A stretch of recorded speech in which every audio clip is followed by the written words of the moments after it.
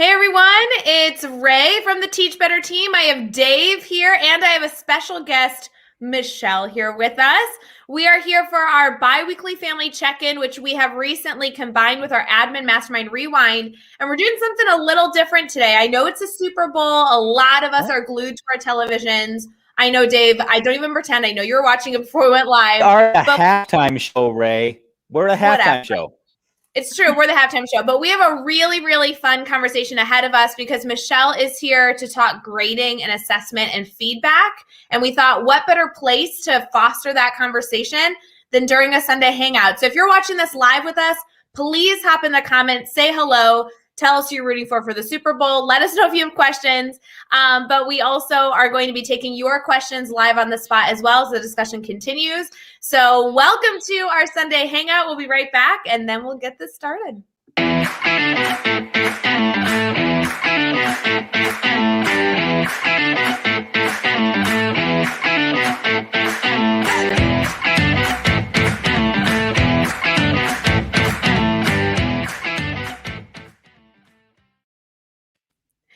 Hey everyone, we're so excited to be here. Dave, how is your Sunday going? Are you ready to hang out with me on Sunday?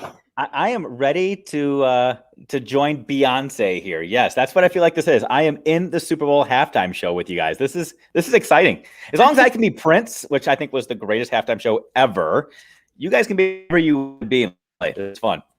I love it. I love it. We're going to have so much conversation tonight with, recapping that in Mastermind that's been going on. We're going to be taking your questions live. If you're here with us, please feel free to comment. Tell us who you're rooting for the football game, because I know that was a topic of discussion. And Michelle and I had a great conversation earlier this week that we then wanted to bring here and share here as well. Michelle, before we get started, will you tell us who are you? What do you do in education? Tell us all the things. Hi, I'm Michelle Simmons. I am a middle school teacher at a 612 building. I teach 6th grade science, 7th and 8th grade intro to leadership, and 8th grade AVID. Oh, so fun. So good. Michelle, you and I had a phone call earlier this week where we were talking about grading, assessment, and feedback. And you had so many questions because you were approaching this like a learner, like how every educator should, saying, I want to be better in this area. Here's what I've done. And then here's what I still have questions on. Can you point me in the right direction? And to be honest, one of the best things we can do as we're starting to learn something is have continuous conversations about it. So before we get started with the questions that I know you're thinking in your mind, Michelle, will you tell us, what topic are you exploring? What have you done prior to us talking now that maybe got your feet wet in this idea? And then we can get into all the good stuff. So I'm working on standards-based grading and then how to give effective feedback with my students on whether or not they've met the standards and how they're doing, how they're progressing. Our district provided us some professional development on remote learning and how to do that, and standards-based grading kind of came into that. And so we talked about it quite a bit this summer. I've read a few books on it, and I am a member of the Teach Better Academy. So I've done some of the standards-based grading academy classes as well. Cool. So. Dave, can I just tell you right now, I have chills. This is so stinking exciting. This is amazing. There's virtually nothing can pull me away from the Super Bowl. But when Ray says, can we talk grading and assessment and just have that conversation? Yes. Michelle, I am so excited for this. Yay for you. You're like my champion right now. This is so good. So good. I knew you were going to like this, Dave, because when she called me, Michelle, we had a great conversation, but your follow-up was, what's next for me? You've done all these steps, but you still have questions, like many of us do, about all the things we're still learning about. And you were like, I really need some more coaching. And so, hi, welcome, Dave Schmitto. I'm connecting you guys. This is what we're doing. Awesome. Ray, do you mind if I ask a couple of questions just so I can kind of figure out where we're going with this? Yes, please. Okay. So, Michelle, you said you're in a 612 building. Yes. Is it a middle school and a high school, or is it like a seamless 612? Everybody is kind of on the same page. It's pretty seamless. Yeah, we're trying to gel it together a little bit more, but yeah, that's the intent. Okay. And do you have teams or pods or anything like that where there's common practice amongst disciplines, or does every teacher have autonomy to grade and assess the way that they want? We're trying to work on the pod and Okay. get together, but it's a long journey, but we're working on it. Perfect. Okay. And so your questions, just so I'm clarifying, are really for you and your class. We're not looking at how do we transition the entire school or how do we get everybody on board. It's how you, as a middle school teacher, provide better feedback for your students, and then ultimately also provide grades that are aligned to standards. Is that fairly accurate? Yep. Okay. That's accurate. And what I love in our conversation, Michelle, is obviously when you took the Academy course, it did focus a lot on developing some sort of progression in how you're giving students feedback on their learning, right? So we talked about having a certain scale, maybe like a 4, 3.5, 3, 2. We were talking about how you could begin to connect the numerical numbers you give a student and the vocabulary that's actually associated with that truly gives a student feedback on their understanding. And what I loved about our conversation is as you were diving into that, you were like, all right, so all those logistics I understand, but the part that I care about is the feedback I'm providing to students. And I thought that was so important, that you're not just trying to check the box to say, hey, I'm doing standard-based grading. I have a scale that I use and students are getting a grade, but you're really focused on trying to actually get students value when you provide them some sort of feedback and ensure that it's feedback that helps their understanding level. Right. Yeah. I want them to understand that this is a journey and that they're going to be working on that no matter if they have the grade or not. We're still working on that the entire year. So yeah, I definitely want to make sure they have feedback so they can keep pushing themselves. All right, Michelle, I'm going to give you the hardest question of the day. Okay. Oh man. If standards-based grading, if your proficiency on standards-based grading were a 4-point scale, what grade do you give yourself? For standards-based grading? Yeah. And I'm going to pause you right there. You don't even have to answer. That pause was what I was looking for. The fact that you're breaking it down thinking, oh my gosh, there's so many components to this. Where do I even go? Right.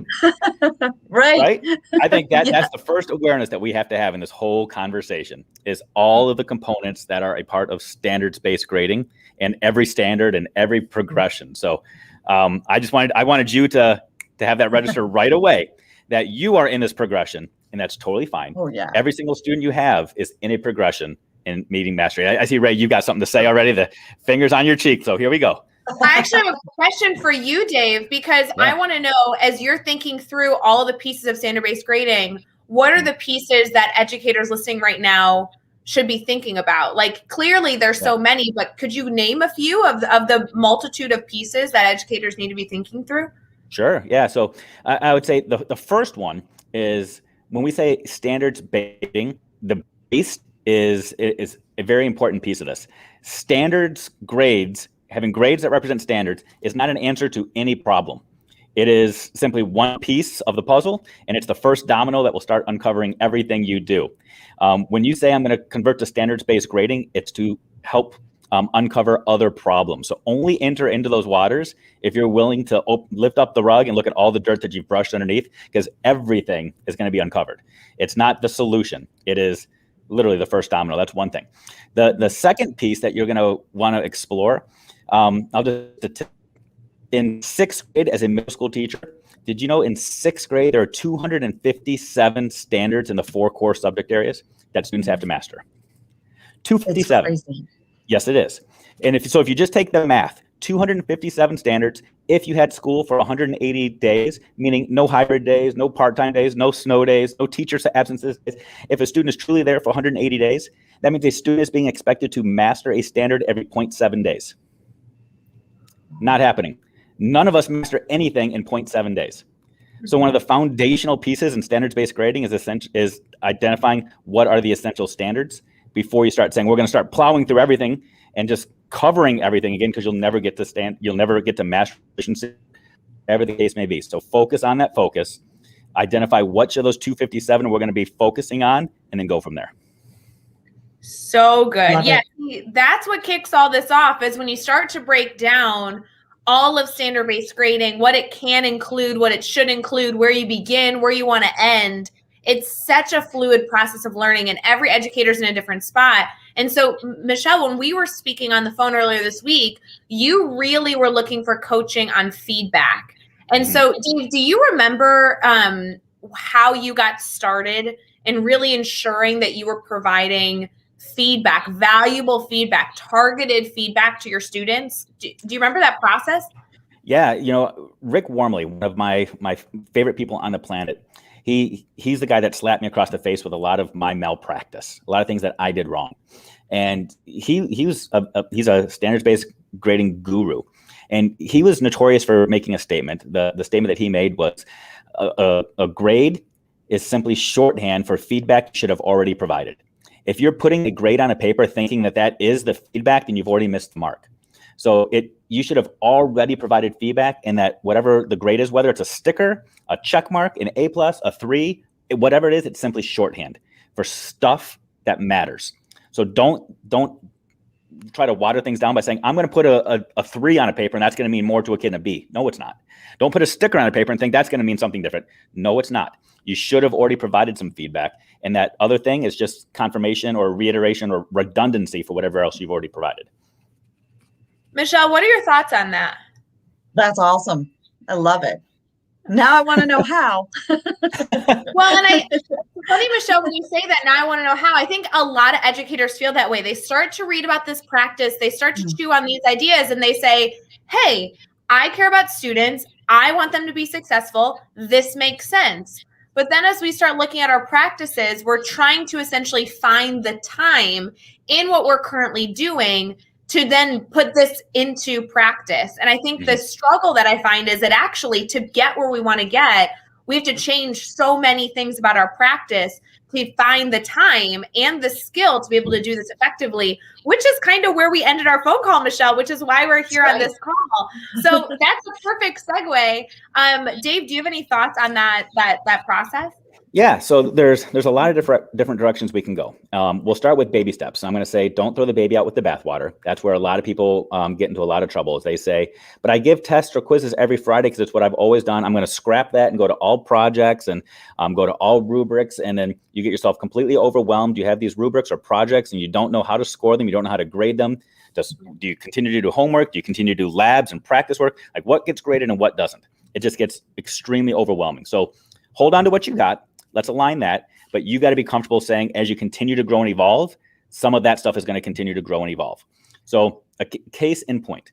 One thing that I tell people is to always start with the power of 3.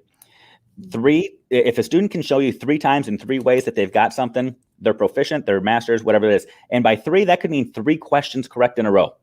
That could mean 3 projects, 3 different modalities, 3 different mediums.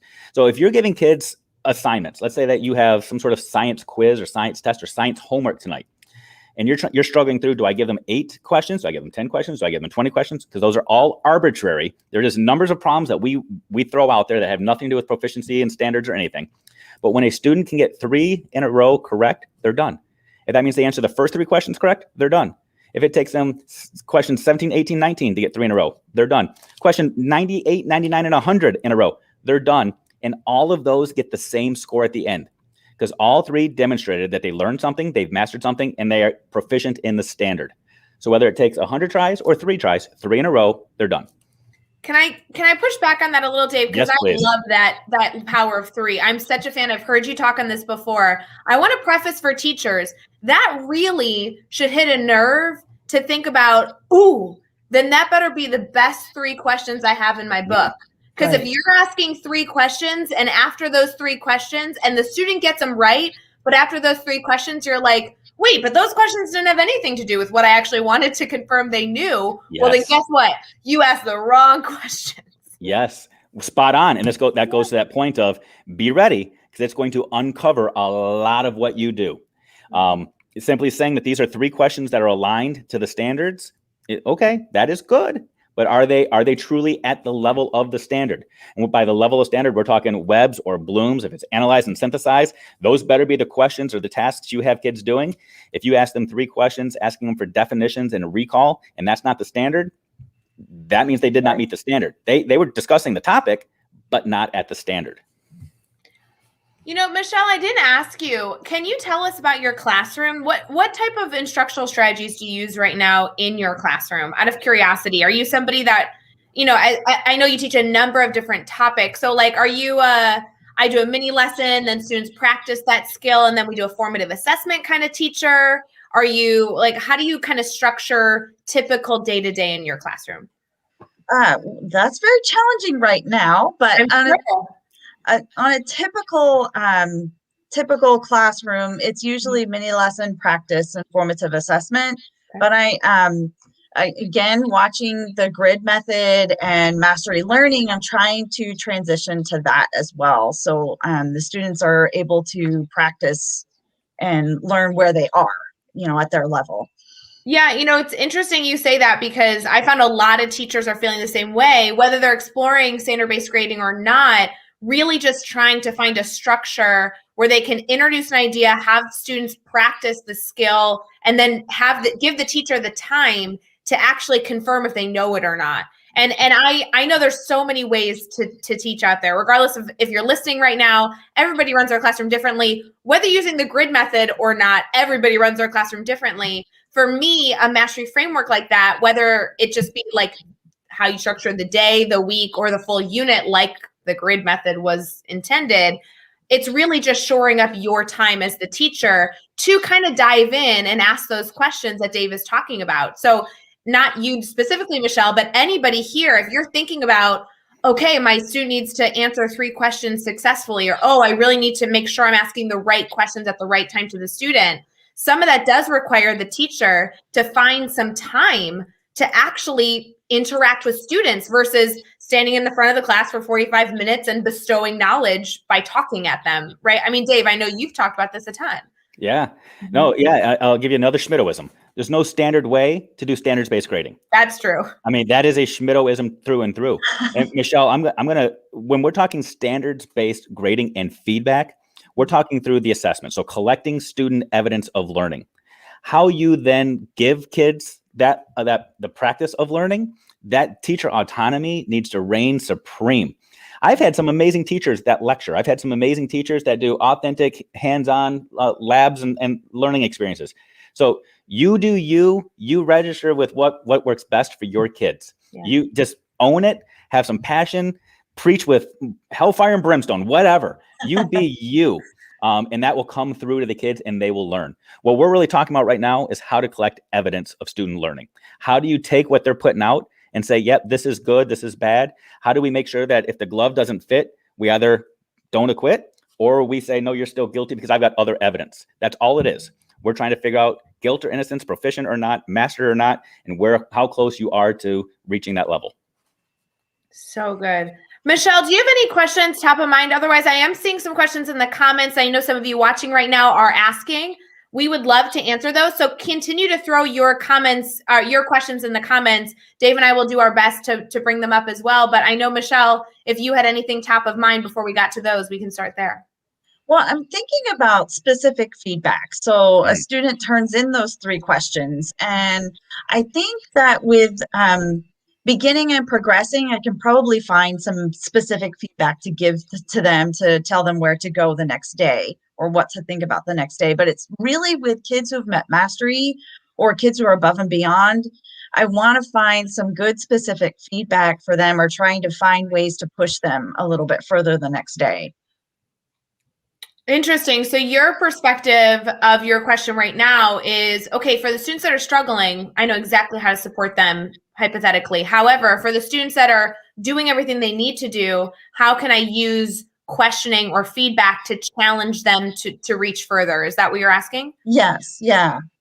I find, Michelle and Dave, I'm sure you have so many different ideas here, but for me, Michelle, all of that has to do with celebrating their knowledge thus far and not accepting the standard as meaning the end result. To me, as the teacher, my job is for them to meet the standard. But when a student approaches a standard, I'm not saying, oh my gosh, congratulations, you've done everything I need. Oh, and by the way, here's more work. Like, right. My mindset's like, we have more time to learn, therefore we should learn. And I actually love to do that by not only celebrating what they've learned, but giving them a new prompt to explore. And that prompt, as they continue in their development, should be more and more and more open-ended. Because I have seen students run so far with enrichment projects because I simply celebrated their learning and then challenged it with a prompt that allowed them the freedom to explore further with a few checkpoints for me to just confirm that their learning is going well as they progress. Does that make sense? That does make sense. Yes. Thank you. Dave, what are your thoughts on that? Yeah, so I guess just to clarify a few things. So when we say the standards are articulated so that we know what the end of year assessment from the state or the feds is going to look like. That's it. It's an arbitrary point in time so that we can make sure that students are continuing to progress on their journey. But another analogy, I run a lot, and in order to qualify for the Boston Marathon every year, you have to meet a standard. But they say that is the minimum qualification. But if you really want to guarantee that you get in, blow that standard out of the water and then show up on race day and go even better. That doesn't mean that's the fastest anybody on earth can ever run. They simply say, this is the standard. You want to get in, meet that standard. It's the same thing for us in our classrooms. We know that that's the level of the assessment at the end of the year. There is nobody on planet Earth that said that's the end of learning. And nobody has told us that should be the end of our teaching. That's just where the assessment ends. But what we know is what we assess is what we teach. And since we know that's what's going to be assessed, oftentimes in our heads, we say, okay, that's as far as I have to teach. But it's not. It is simply a progression on a journey. And if you're in a state that's got standards that are rooted in the Common Core or in the next gen science standards, one of the beautiful things, whether we agree or disagree on the standards, one of the beautiful things about those standards is that they are written on a progression that is end of learning based. So they take what's graduation based and they work it backwards. So 12th grade, 11th grade, 10th grade, and we know the progression. And when we say a student that gets a 4 on a rubric and a 3 might be proficient, that 4 is next year's learning. It's what they should be learning in the future year. A 2 on that rubric should be what they should have learned last year. We can see this progression because the standards are based off of Webb's and Bloom's. So when you're struggling to say, what do I do? Reach out to your counterparts that teach the grade level above and say, how can I support these students who are coming to you next year so that they are better prepared? The other thing I want to add to that, Dave, is sometimes if I am thinking through what the standard is asking, I personally, and I know, Michelle, you teach a multitude of subjects, but for me personally, there are some standards that simply require basic low-level knowledge, and you met the standard. And I love to incorporate not only real-world situations for that knowledge in their progression of learning, whether they need to know it or not, but then allowing them to explore other real-world examples of that same tool may not be exactly what they're learning in higher levels, but it is going to further their understanding of the topic overall. So as you begin to think about what type of ideas could be enrichment or above and beyond practices, it's not only the thought process of like, cool, in 2 grade levels, where are they going to need this information? But in our communities, where is this information learned and how can I just foster them exploring that topic? Yes. That's a great idea. I love that. Very cool. Any other questions that come to mind before we jump over? I see that Destiny is posting some awesome questions in here. Yeah. If you're watching right now, or even if you're watching after the fact, feel free to throw your comments in here. We're just having an open dialogue, so this isn't scripted in any way. Michelle, you're doing awesome. Yeah. Questions so far. Thank you for bringing this to us. So we're just excited to keep the conversation going. So, Michelle, I am curious. So I know that it got planted in your head because of this transition to remote learning and trying to truly standardize outcomes and expectations for students. Is your hope that when things transition back to face-to-face instruction full time, is this something that continues to go, or are you really looking for how I apply this right now in my current reality? Well, right now in my current reality, and then continue it with further practice, definitely. Okay. Yeah. So when we talk about collecting student evidence right now, Ray asked that amazing question about what does your teaching really look like right now? What is your instructional design? What does assessment look like right now in your classroom? Is it practice? Is there homework? Is it weekly quizzes? Is it labs? What does it look like in a middle school science class or AVID class or any of the classes you teach? Well, I'm really focusing on science right now, and then I want to continue into leadership and AVID. But with science, assessment right now is we take 2 weeks on a lesson, and then at the end of the second week, we'll give them a project organizer to kind of put their thinking through on that. I've also asked some reflection questions for them to think about and how to put what they've learned into, the real world or the world around us. Done different things like that. That's amazing. Yeah. When you're planning those 2 weeks of instruction, how do you decide what goes into the 10 days or the 9 days that you're building a unit? Good question. Well, very good question. We're kind of struggling with that right now. Okay. It's been, we as a sixth grade, all of the sixth grade teachers in the district have gotten together to try and plan lessons together so that we kind of get an idea of how to do, we're 100% remote. So, and we meet with kids synchronously twice a week. So we're trying to figure out how to get information to them so that they can think about it and struggle with it a little bit, but yet they don't see us for a couple of days. Right. So we do a lot of videos that we, post to the kids. We do give them a phenomena to think about and to try and pose questions with that. How is that working? What are you thinking about that? Like I said, we're doing, we're trying different things every week. We do a lot of creating slides, drag and drops for them to classify and categorize things. Yeah. So that's awesome. So one of the things that I used to struggle with when I was a classroom teacher is I would teach for 2 or 3 weeks. And then on a Wednesday or Thursday night, I would go home and go back through my lesson plans and figure out all the lessons I did and create a test or a quiz based on all the stuff I taught, and then give that to the kids on a Friday. And in essence, I was assessing their ability to pay attention to my teaching, which my teaching may not have been aligned to the standards in any way, shape, or form. It was just what Schmitto decided to pontificate on for 2 weeks, and I wanted to know if they were paying attention. And like I'll be very honest. I'll tell you, most of the time it was based off of just whatever was on my mind to teach them for 2 weeks, not necessarily what I was supposed to be teaching according to standards. So maybe a piece of guidance for you is, as we think, I don't know what today's date is, February 7th.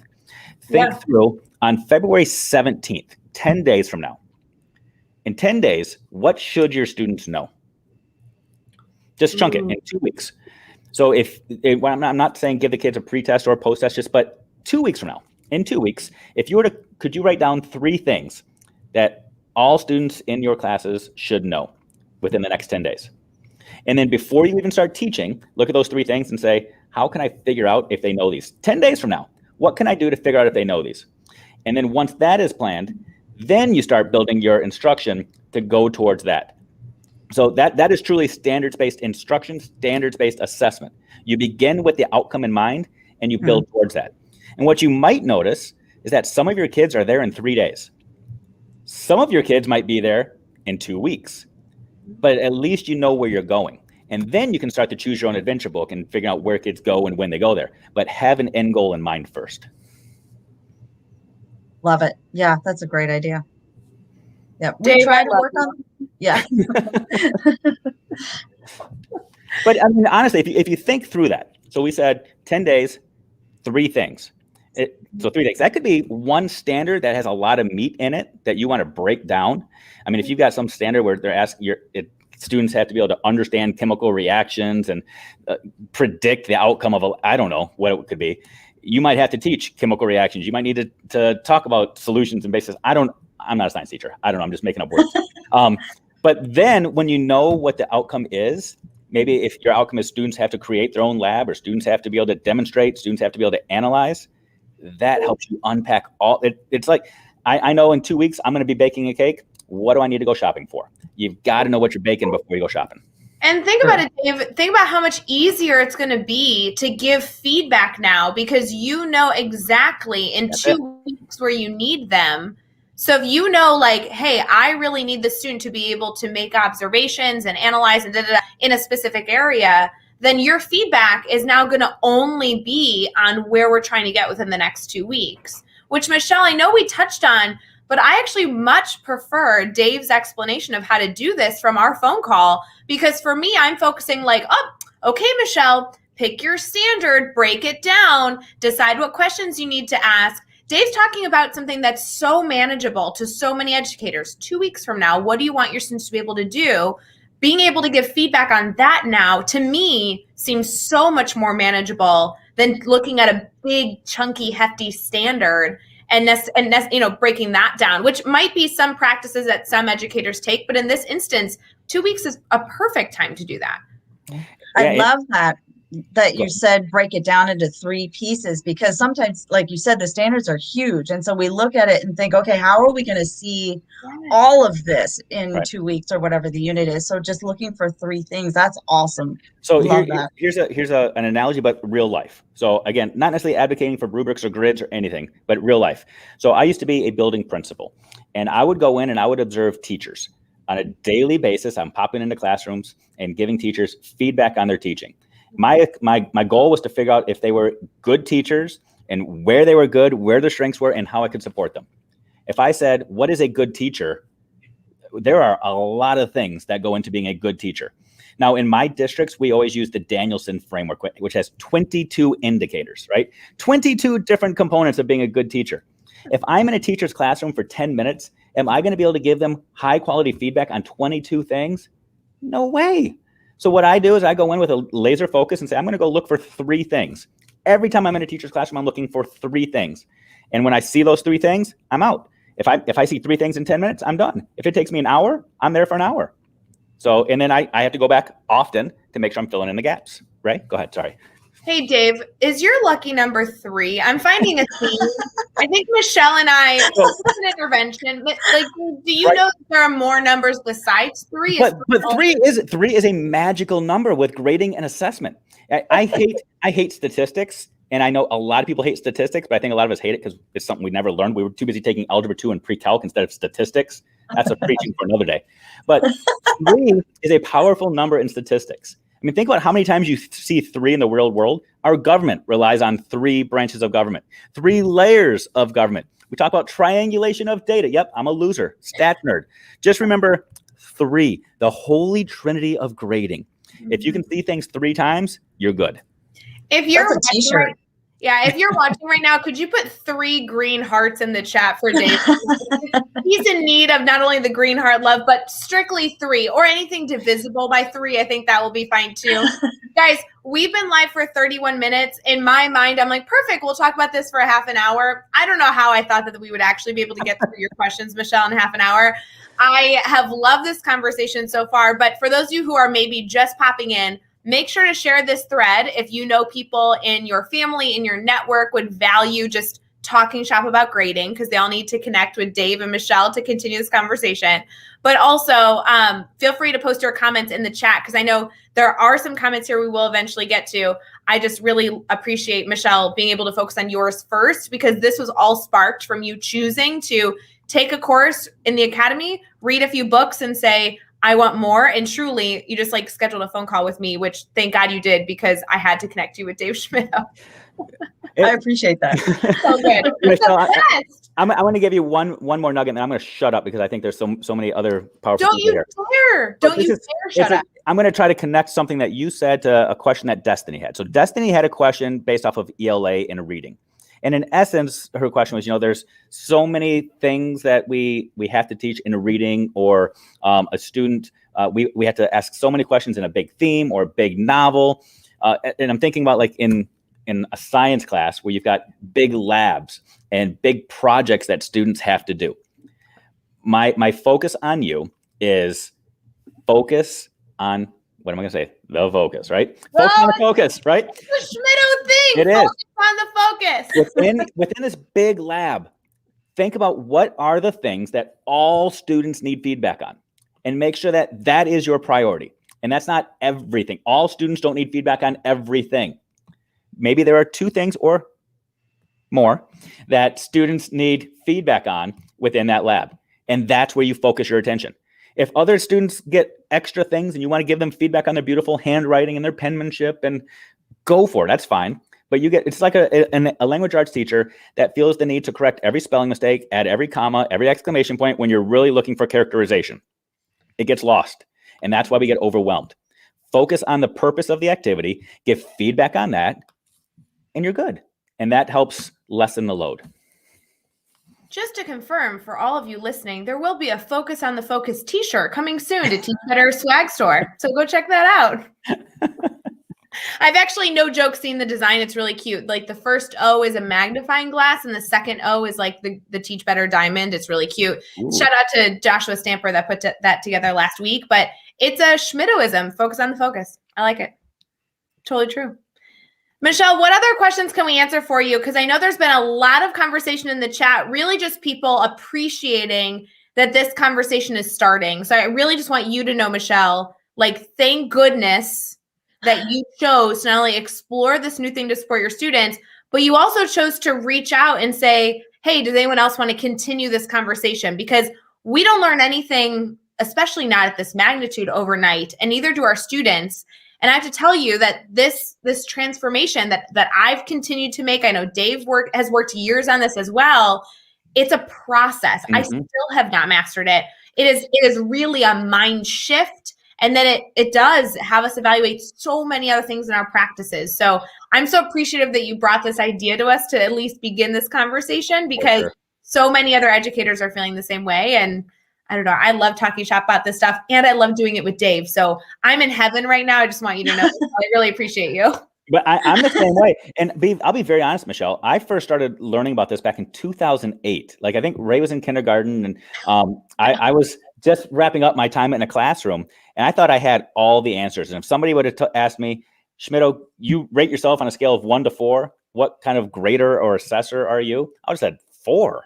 I know what my kids know. I ask myself now, I'm maybe a 2.5, maybe. I mean, the more that you think you know, the more you'll realize you don't know. So just be ready for that journey. But it's an exciting journey. We say we want teachers to be lifelong learners. Nothing makes you a lifelong learner quite like unpacking grading and assessment and feedback. It is a fun journey. Just be ready for it.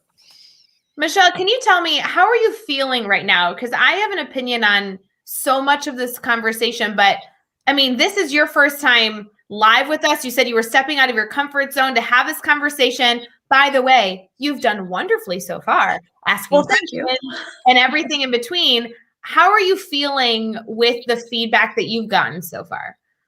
I'm feeling pretty good. I have a couple questions still, but yeah, I'm feeling pretty good about it. Yeah, I've been terrified all day. So I'm so glad this is going fine. Good. You're doing really well. Let's get back into those questions. Ask Ray. Yeah. So ask away, and we'd love to help.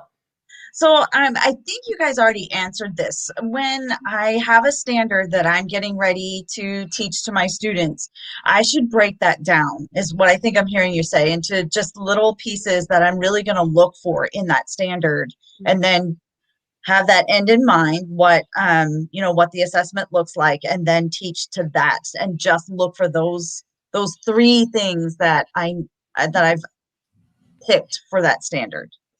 Am I saying that right? You are. I'm going to elaborate a bit on it. And you should know, Michelle, maybe full transparency for our network, Dave and I are both very passionate on grading, and we don't always agree. And sometimes we agree a lot. So I'm going to answer, but I'm hoping that Dave jumps in after, saying either, oh no, or hey, or here's another layer to consider.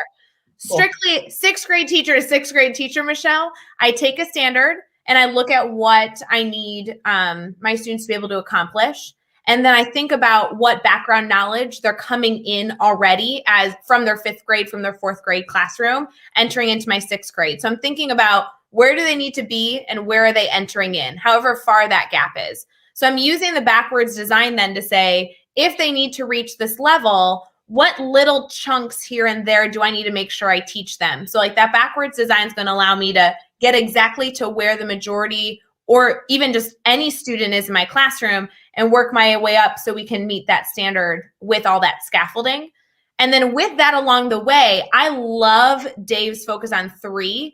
I think that focus of 3 is not only at the standard level, but actually within every formative assessment I give.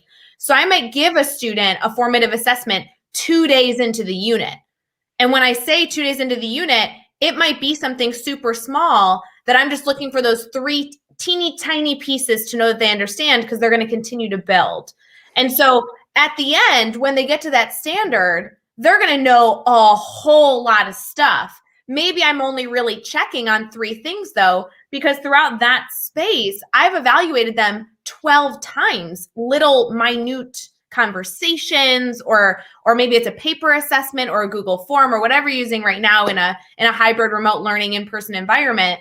But you're constantly checking in on students' understanding and really circling back. And then that's where I create those mastery level questions. And those mastery questions that I always talk about are questions that if the student understands it, I know they're good. And it could be one question, it could be two questions, it could be three questions.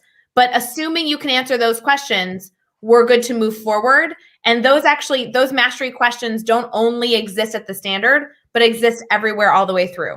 Does that make sense? Yes, that's great. Okay. Dave, can I follow up? No, I'm not going to. That was amazing. Do it. That was amazing. I'm going to add a layer. This is like, is that tiramisu that's got all those layers and every layer is just yummy and good? I love tiramisu. So, and it might be a parallel lane more than a layer. I don't know what it is. So let me go backwards. You said I teach the standards, and I'm going to caution you on that. We assess the standards. Right. One of the reasons that you're asking about feedback is the most powerful instructor, the most powerful teacher you have at your disposal. We create experiences for kids that enable us to provide feedback, which truly turns into instruction. So yes, we assess standards. You have your outcome in mind of how you're going to assess all throughout, like Ray said, and you're constantly assessing. Yet another little paradigm shift that will evolve. Don't try to tackle this tomorrow, but it will evolve, is that all assessment is used formatively and summatively. Every assessment you do is a way for you to check whether or not students are progressing or not. And you have to have that confidence that every assessment you're giving is quality. So typically what we say is an assessment is a formative assessment to say it's not high quality, it's not very good, it's a quick check. Well, if that's the case, if it's not high quality, we shouldn't be necessarily gauging all of our instructional decisions based off of poor assessment. So if you've got confidence in it enough to shape your instructional craft, then give students credit for it as evidence of learning at any point along the progression. One extra little piece to this is I always begin my assessments at the level of the standard. And this might be a difference. So check me on this one. This might be a difference. Yeah. So I hear a lot, and this was something that I started doing early on when I was a first-year principal. I had all of my teachers create these rubrics, and students had to work up this ladder towards proficiency. So let's say it was a 4-point rubric. The level 3 might have been proficiency on all the skills, and all students had to start at level 1 to prove they could do it. Then they moved to a level 2 to prove they could do it. Then they moved to a level 3, so on and so forth. But what ended up happening was so many students got bogged down in those level 1 and level 2 tasks, which tend to be lower level blooms, lower level webs that truly aren't based off of the standard. So for example, maybe a standard says students will be able to analyze blah, blah, blah, blah, blah. Move backwards down blooms or webs, and it's recall or understand. And if students couldn't memorize definitions for words, we weren't allowing them to go and analyze things, and they got stuck there. And teachers realize they're never getting through things because students can't memorize things. Well, guess what? Even on the state assessment, they don't have to, because if it's analyze chemical reactions, blah, blah, blah, on the state assessment, it will say a chemical reaction is blah, blah, blah. Analyze the features and properties. They've never had to memorize it. I was a history teacher for a long time. I can't list all the U.S. presidents. You know, I can't tell you the names of battles in the Civil War, but I can argue constitutional law with you. You don't have to have things memorized in order to apply them and analyze them. So I always start my assessment at the standard level. If they can't do it, then I take them back a level and say, well, can you do this? If you can't do that, then I take you back. So don't make them climb up. Start at the standard and then branch out from there. I so agree. Yes. All the things, yes. Love it. That's awesome. Love Michelle, it. Isn't it funny? We're having this big conversation, and thank goodness this is recorded, because I'm going to go back and rewatch this. Yeah, me too. Michelle, what other questions do you have? I know we've discussed so many things thus far. There's so many comments already coming through of people really evaluating all these different pieces. So your questions have been awesome so far.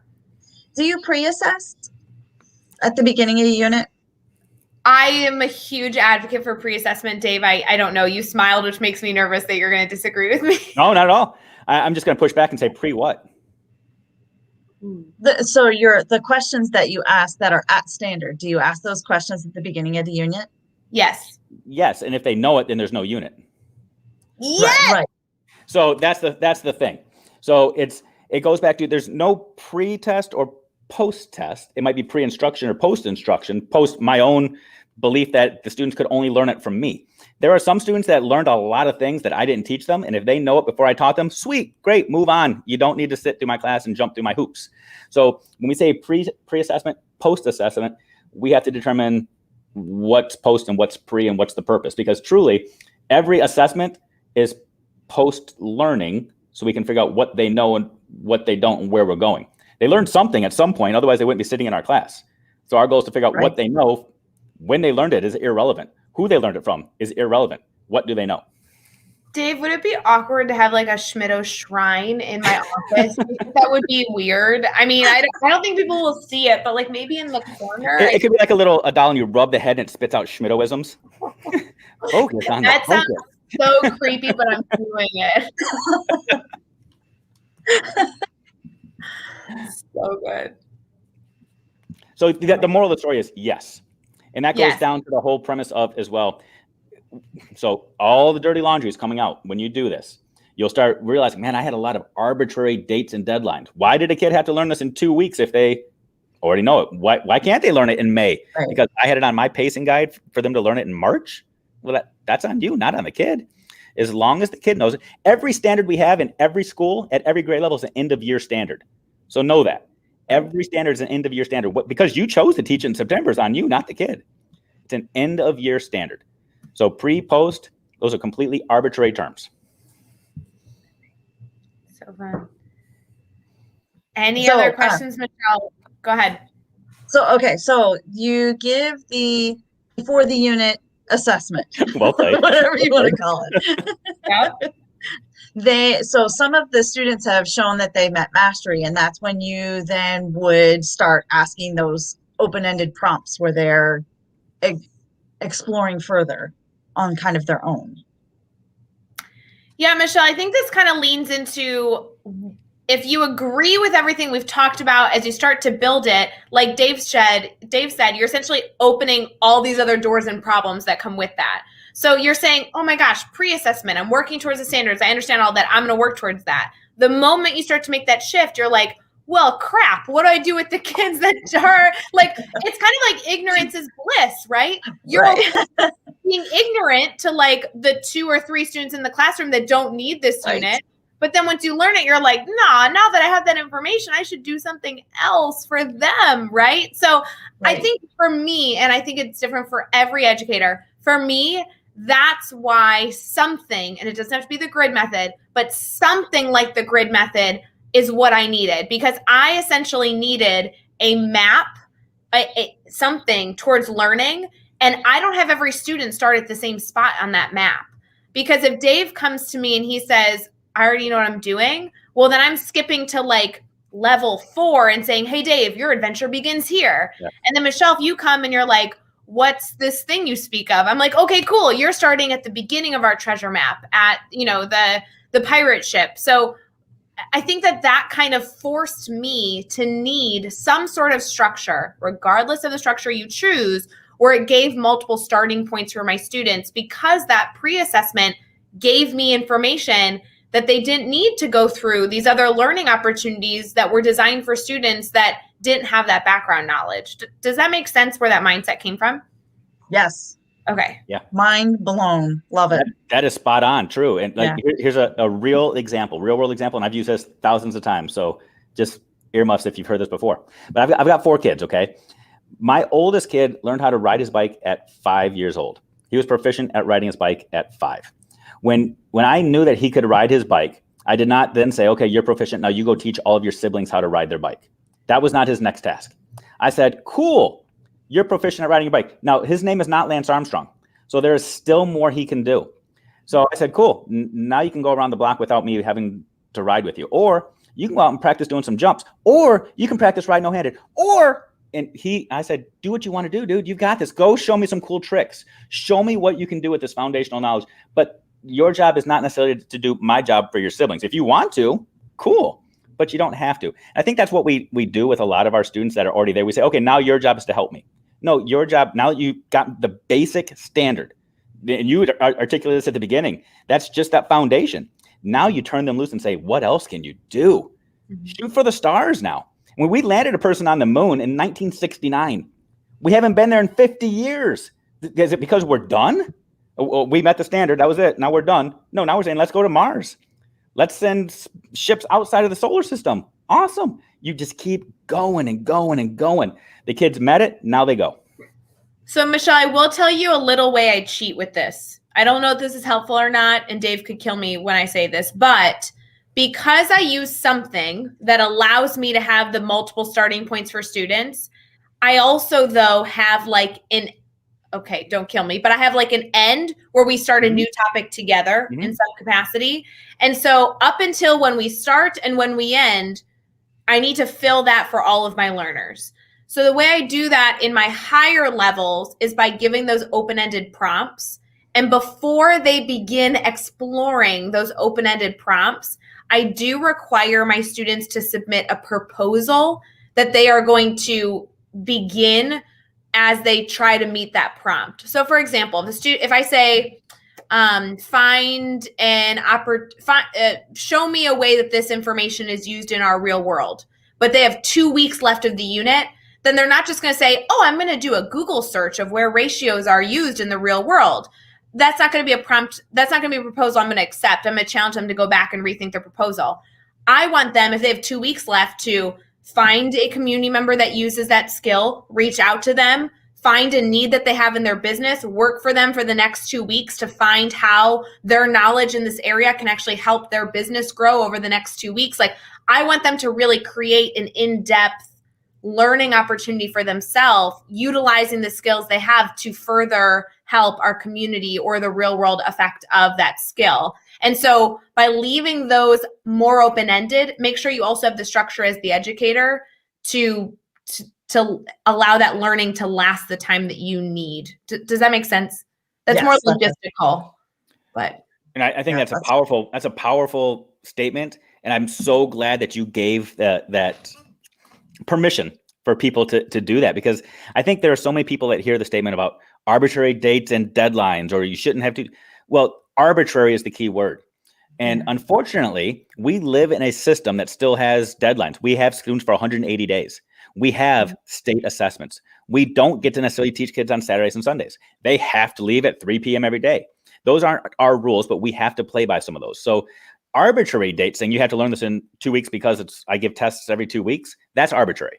But if you have deadlines because you have to move on, you have to do other things, that is totally fine. And you have to work within that system. Until we get to the place where that system doesn't exist, we live in a box. Live in the box. But put those supports in place. Give yourself permission to put those supports in place to allow for open-ended blueprint that also has structure for you as the educator to ensure that they're getting a full and rich experience. If that's right. Yes. Love it. Awesome. Any other questions that we can touch on tonight, Michelle?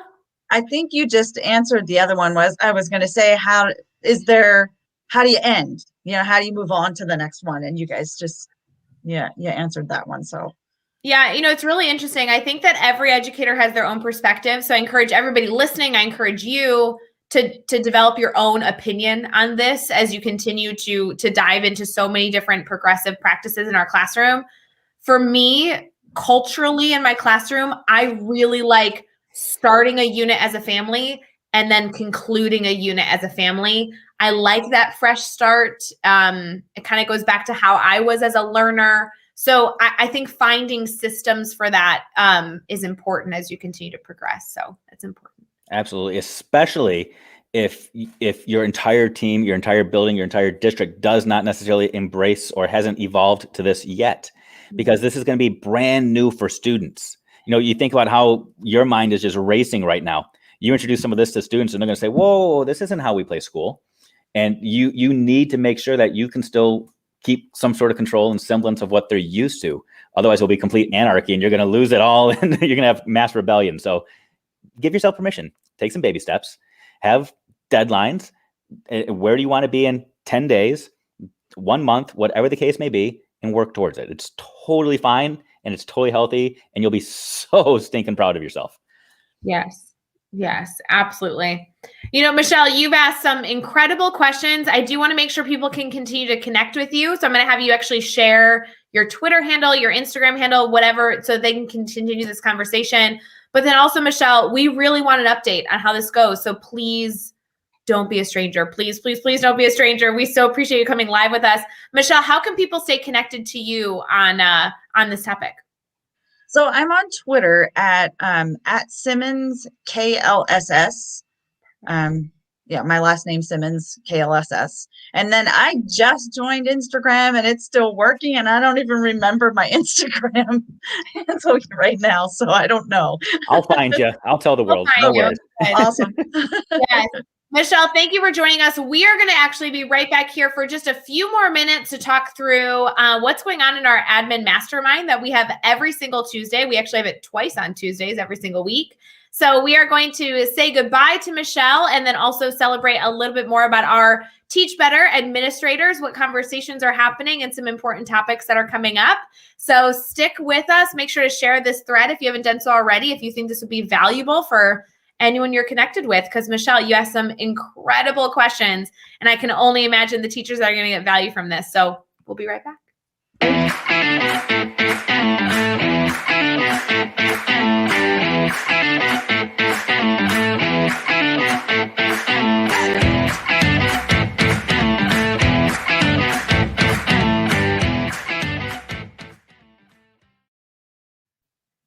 Dave. Can I just say thank you? Oh my gosh. So cool. She was amazing. Oh my gosh, that gives me so much hope. That was so good. She was so good. So Dave, good. when Michelle called me earlier this week, I was like, oh my gosh, is there any way? And I said this, I was in the car driving. I remember exactly where I was. I was like, is there any way you would come live with me and Dave? And she was like, maybe. And I'm like, sleep on it and then email me immediately when you wake up and tell me you're going to do it. I kind of feel like we need to put a date on the calendar and say, let's do a checkup with Michelle. Like not an arbitrary date, but let's just put something out there and then circle back and give her a deadline and see where it goes. I love that, Dave, because I've been, texting her. I'm going to obviously follow up with her after this conversation, but holy moly, talk about an educator that wants to do good work. Mm-hmm. And I know, Dave, you do so much PD on this topic. I know that secretively, although I'm not spilling any beans, we are going to continue to ensure that you are doing PD on this topic for our incredible Teach Better family. So this was such a great example of being able to have those rich conversations. I love that stuff. I love when people reach out for the right reasons and say, she didn't say I'm being forced to change. She said, I want to be able to give better feedback to kids because I know it matters. Can you help? I mean, oh my gosh, so good. Yes. Loved it. Well, Dave, we've already been live for 57 minutes. No joke. I know we thought we were going to answer Michelle's questions in, 20, 30 minutes and we'll have so much time to talk. Have you met us? I know. I was so wrong. And Michelle was so incredible with her questions that we were not going to cut that short. So I just want to spend a few minutes. Yeah. The admin mastermind that happens twice a day on Tuesdays every single week is something where administrators from around the world come and talk shop. And when I say around the world, I know it's truly around the stinking world that this group comes together to talk shop. I would love to know if there were any themes or a key takeaway that you think would be of value to our Teach Better family. So I'll start with, and I know I say this all the time, but I'm going to say it again. Every week there are new people. And Ray, you came on Tuesday and you met somebody in our evening group who said they came for the first time because they listened to this recap on the podcast. And they said, well, you said that there's always somebody new and you're not going to put them in the spotlight and embarrass them. So I decided to come. And what that person doesn't know is she was not the only new person there. There's always somebody new. There's always somebody's new that join us. And I love that. If you are hungry, if you're just looking for questions, if you want to have a conversation, you just want to remember that you're not alone, join us. It is free. You hang out with just some of the best educators from around the world. We're talking Nepal, Guatemala, Canada, Illinois, Ohio, Michigan, California, New Mexico, Arizona, Texas, Florida, New York, New Jersey, Pennsylvania, everywhere. You said in the last segment, 3 is my favorite number. It's 50 is my favorite number with the mastermind because we've been hovering around 50 people at our mastermind groups the last couple of weeks. It's been incredible. Dave, it's so funny because I am not able to make every mastermind, which I know a lot of people who are registered at teachbetter.com/mastermind, they're registered, but they can't come every week. There's a meeting that pops up, that there's no shame in that. If you're listening and you're like, oh, I feel so badly. I signed up for something I can't go to. This is a fluid conversation. But what I was going to say is because I can't make it to all of them, I actually never know who's new because for all I know on the week that I didn't come, they're a regular. So Right. like I loved being able to pop in and have conversations with people that I either was familiar with or met for the first time and just continue to connect with. So it was so fun being able to pop in this Tuesday. And actually, Dave, I popped in because your icebreaker, which I know you always do an icebreaker, so people get talking right off the bat. Your icebreaker was to share appreciation. And I had a message from the morning mastermind of somebody saying something wonderful about me. So then I popped in for the evening mastermind just because it was top of mind. So it was so fun to be a part of. Well, let me also caution administrators out there that might be like me and like, oh, seriously, it's one of those where there's cheesy icebreakers. No, we don't sit around and hold virtual hands and sing kumbaya. So that's not what it is. We don't share social security numbers and credit card numbers. It's truly, we just spend a couple minutes saying, hey, my name is in some capacity and sharing something about ourselves just so that we can make some connections. Because the mastermind group, yes, we meet on Tuesdays, but we form these connections that last beyond the Tuesdays. And that's what we do. And then we dive in and start solving problems of practice. And it's fun. So, Dave, I know that we are going to transition into maybe a theme or a really important takeaway that we've had from the mastermind before we end our Sunday chat tonight, strictly for the sake of icebreakers, because you brought that up. I attended a Speakers Network event, which is the Teach Better Speakers Network. If you guys aren't familiar, go to teachbetter.com/speakers network. You can see all the amazing people part of it. But there was a get together on Saturday, and the icebreaker that Becky Schnexer kind of shared with the group was a superpower that you would like to have. And it was so cheesy, but holy moly, the answers were good. So I'm going to throw that at you before we get started. Dave, what would be your superpower you would choose? Only one. Ooh. Only one. Superpower I would choose would be to be invisible. And this is, and well, hold on. So here's vulnerability. And here's why sometimes these cheesy questions, it really allow you to get to know somebody. I hate being in a crowded room and feeling invisible unless I choose it. If I could choose when I want to be invisible and when I want people to notice me, I would love that. Okay, that is the best evaluation for that answer that I've ever heard. Because there were Speakers Network members that chose invisibility, and I'm going to call out Kevin Butler, who's one of them. He was like, I want to be invisible because I can get away with stuff. I'm like, Kevin, that makes you sound creepy, just so you know. That makes sense. And it was like so funny. We joked with him the whole time about it. Your answer is very strategic. I like that. Yeah. Very good. Okay. Yeah.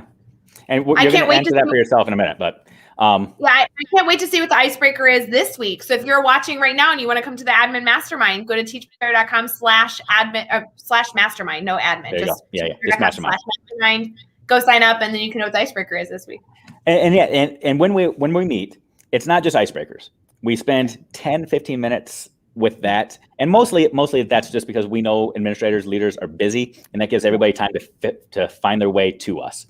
Yeah. And then we jump in, and that's when we break out into these breakout rooms and have these deep conversations, or sometimes there's very practical conversations where leaders from around the country and world say, here's something I'm struggling with. Here's what my teachers need. Any suggestions, any solutions, any conversations. And we spend 35, 40, 45 minutes just diving in and helping solve those problems and offering our perspectives and solutions. Because it's so hard being a leader when you feel like you're alone and you have to have all the answers. So getting other people to weigh in is so powerful. And this week, although we're only in February, the big conversation, ironically, based off of our last conversation, revolved around assessments. Administrators are freaking out right now across the country because the big state assessments are coming up, and they're wondering, what am I supposed to do with this? How do I support my teachers when they are freaking out, feeling like all this accountability is crashing down on them on this crazy year? Because I know, Ray, we've talked about this a lot. Administrators oftentimes feel like they're trapped. And oftentimes teachers look at their building principal, building administrator, and say, it's your fault, or you're the one putting this pressure on me. These principals were reaching out saying, I don't know how to help support my teachers right now. How do I take this data and make it useful and relevant when we all know it might not be all that useful and relevant? How do I balance this? And that was the conversation. It was really good. It's a really important topic right now. I'm so glad that there's a safe space for people to discuss it, because from my perspective, if you're a leader in any capacity, but even if you're a decision maker in any capacity, being able to have a healthy conversation around this idea and get strategies from those around you, whether they be around you physically or just truly like around the world, who are able to share in this struggle, I think is so important. And there's not an easy go-to answer, but there are things you can do right now that would be helpful. And so why not collect all those and try and be a little bit better today than you were yesterday, and a little bit better tomorrow than you were today. It's good. That's it. And the moral of the story for people that wonder, like, what are they supposed to do with this assessment? The reality, every assessment we always give is a yeah, but assessment. It's an assessment you give and you're like, yeah, but, because you always have these other things that, impacted positive or negative. Yeah. This assessment's no different. Yeah. See, yeah. It's a yeah, but assessment. So take it with a grain of salt. No assessment is perfect. No assessment is completely valid or invalid. It's only our interpretations. So figure out how you're going to position yourself before the results come, before you give the assessment, and go with it. Figure it out now before the assessments come, because if you get amazing scores, are you going to celebrate that? I don't know. Are you? If you get horrible scores, are you going to condemn that? Figure it out now before the time comes, and then go. I love it. Dave, I so appreciate you joining me now for these biweekly family check-in, admin Mastermind Rewind Sunday nights. I know it's a mouthful because we have these two ideas that we're putting together, but I love taking Sunday and not only recapping the valuable conversations that are already happening in our communities, but also then taking questions and being able to foster positive energy with a brainstorming, solution-minded discussion for our coming week. So you have no idea how much I appreciate you. I love all your insight. You're always somebody to celebrate. And I know that you need to go back to the Super Bowl because you're hoping that Florida wins, and I'm hoping they lose. So it's Tampa Bay. We have to clarify which Florida team, just for Tom Brady. And the reason I like Tom Brady, TB12. It's all about TB12. Teach better 12, TB12 out. I'm just saying TB12. That's the only reason I like Tampa Bay. Look at Tampa Bay, TB. Do you know TB? You know what the score is right now? Is we're like been live for an hour and 6 minutes. Oh, are you gonna watch it? Okay, we'll mess you up. You're gonna watch. See, Don't you dare! That is just mean, Ray. I just want to know who wins. I'm going Chiefs. All right, guys, we got to get Dave back to his football. Thank you for joining us here for our discussion, Dave. I think the world of you, and I hope that your team loses. For everybody else, feel free to hang out with the Teach Better team. We have ambassador applications opening on Monday, which is tomorrow. Holy moly! February 8th, yes. They open at 9 a.m. Eastern tomorrow morning on Monday, and they are open the entire month through February 27th. So please continue to be involved in the Teach Better family. We have blogs publishing every single day, which is what we've said for the past year. Now, as of 2021, we have a multitude of blogs publishing every single day. So if you're looking for new ideas, if you're looking for new concepts, we have blogs, podcasts, academy courses, and so many things in between to support you. So please continue to get involved as the Teach Better team continues to support every educator all across the world, because we love you and we're a family. So fun.